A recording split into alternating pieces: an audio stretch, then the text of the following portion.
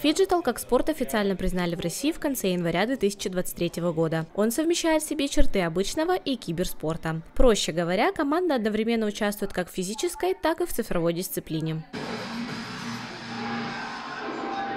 Люди одновременно играют в реальный мини-футбол на арене, а там рядышком с ними сидят ребята, в FIFA играют на PlayStation. То бишь, главная суть фиджитал-спорта – это единение человека в двух аспектах – физическом и моральном, если можно так назвать. На встрече спикеры рассказали, что такое фиджитал, для чего он нужен и в чем его главная фишка. Помимо этого, участники узнали о перспективах развития и дисциплинах нового вида спорта.